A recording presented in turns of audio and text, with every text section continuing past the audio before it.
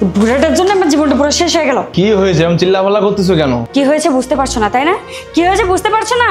তোমার ওই মা আমার জীবনটা তো পুরো শেষ করে দিল জ্বালিয়ে পুড়িয়ে। দেখো কাবির, তোমার সাথে আমি আর কোনো সংসার করতে পারবো না। কি? এই কি বলছো তুমি এগুলা? তোর মাথা খারাপ হয়েছে? সংসার করবো না মানে কি হয়েছে বলো তো আমাকে। সমস্যা? হ্যাঁ, সমস্যার কথা জিজ্ঞাসা করছো? সমস্যা কি তুমি বুঝতে পারছো না? সমস্যাটা হচ্ছে তোমার মা, ঠিক আছে? তোমার মা আমার জীবন তো পুরো শেষ করে দিয়েছে, নরক বানিয়ে দিয়েছে আমার জীবনটা।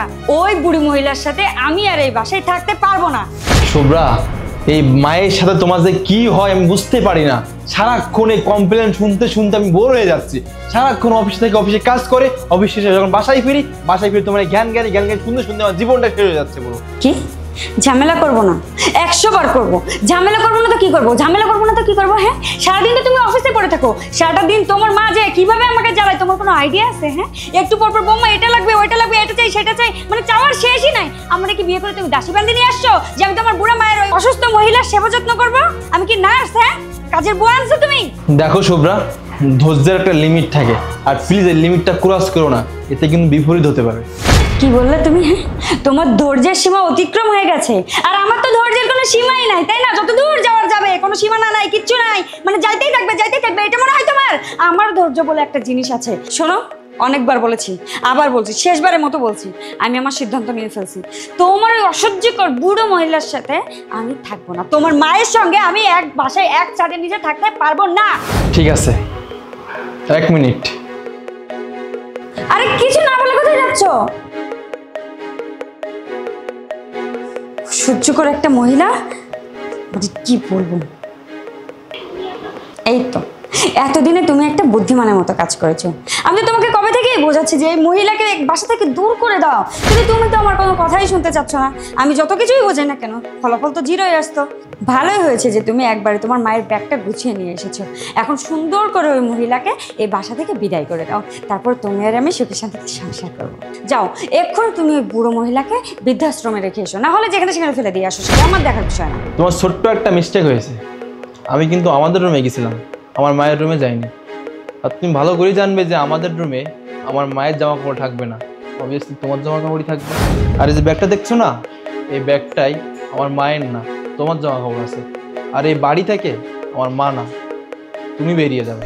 এই কি বলছো তুমি এগুলো? আমি চলে যাব মানেটা কি? যাবে তো ওই বুড়ো মহিলা, তুমি আমাকে কেন চলে যেতে বলছো? তুমি কি বলছো? তোমার মাথা ঠিক আছে? তুমি কি পাগল হয়ে গেছো? পাগল তো আমি হয়ে গেছি, লিটারেলি আমি পাগল হয়ে গেছি, বুঝছো? তুমি কাকে বৃদ্ধাশ্রমে রেখে আসতে বলছো? আমার মাকে।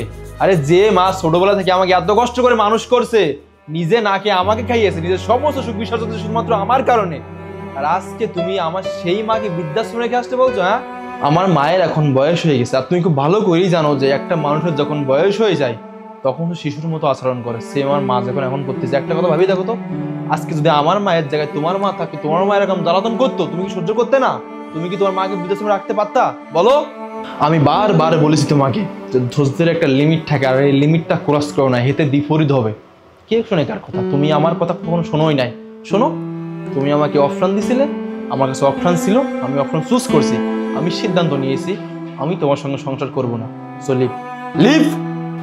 কাবির, তুমি কি বলছো? তুমি কি পাগল হয়ে গেছো? আমি এই বাসা থেকে বের হয়ে যাবো মানে? আমি যদি এখান থেকে চলে যাই আমি কোথায় থাকবো? তুমি তুমি কি বলছো? তুমি ভেবেচিন্তে কথা বলছো? আমি সিদ্ধান্ত নিয়েছি আমি তোমার সঙ্গে সংসার করব না। So leave. দেখো, আমি তোমাকে কথা দিচ্ছি, আজকের পর থেকে আমি নিজ হাতে মায়ের সেবা করব। আমি তোমাকে কোনো অভিযোগ করার সুযোগ দিব না। তুমি তুমি আমাকে মাফ করে দাও। তুমি আমাকে এই বাসা থেকে বের হয়ে যেতে বলো না। আমি বাসা থেকে বের হয়ে গেলে আমি কোথায় থাকবো, কি করব, কই যাব? তুমি প্লিজ, তুমি বোঝার চেষ্টা করো, তুমি আমাকে মাফ করে দাও। না না, ডিভোর্স আমি তোমাকে দিব না, কিন্তু আমি তোমাকে একটা শিক্ষা দেবো। আর এই 1 মাস তুমি তোমার বাবার বাসায় থাকবে। তুমি বাবাকে কিছু জানতে দিবে না যে তোমার এইখানে কি হয়েছে, আমি তোমার সঙ্গে কি আচরণটা করছি। আর ঠিক 1 মাস পরে তুমি আমার বাড়িতে ফিরবে। আর ফিরে যদি তুমি মনে করো যে আমার ফ্যামিলির সবাইকে তুমি নিজের আপন করে চলতে পারবা, নিজের আপন ভাবে থাকতে পারবা, তারপর থেকে তুমি আমার বাড়িতে থাকতে পারবে, এর আগে না। সো এখন লিভ, যাও, লিভ।